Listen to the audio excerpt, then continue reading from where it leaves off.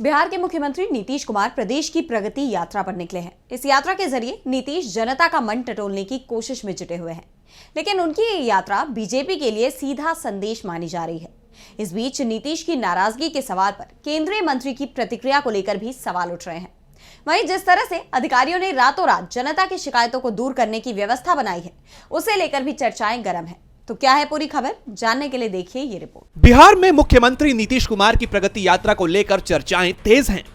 नीतीश ने इस यात्रा की शुरुआत के साथ ही बीजेपी को साफ संकेत दे दिए हैं कि बिहार में नीतीश कुमार के बिना बीजेपी की दाल नहीं गलने वाली।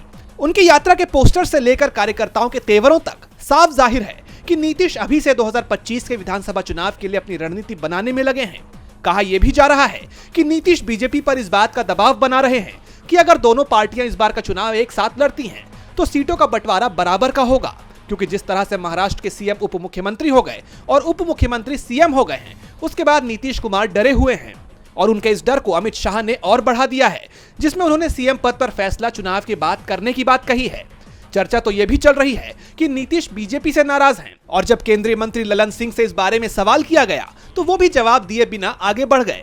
यानी उन्होंने हर मुद्दे का जवाब तो दिया, लेकिन नीतीश की नाराजगी का जवाब उनके पास नहीं था, जिसके बाद इन खबरों को और बल मिल गया है। और अब नीतीश की इस यात्रा से जिस तरह से बीजेपी के नेता दूरी बनाए हुए हैं, उसे लेकर लगातार सवाल उठ रहे हैं।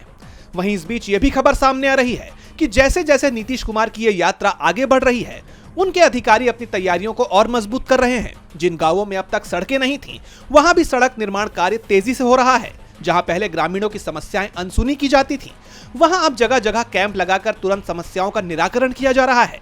यानी पूरी कोशिश की जा रही है कि नीतीश कुमार की ये यात्रा किसी भी नेगेटिव पब्लिसिटी का शिकार ना हो। नीतीश कुमार को उनकी सरकार में विकास के सवालों को लेकर असहजता महसूस ना हो, इसका पूरा ध्यान रखा जा रहा है। अब उनकी ये यात्रा कितनी कारगर साबित होती है, ये देखने वाली बात होगी। डीबी लाइव बिहार की रिपोर्ट।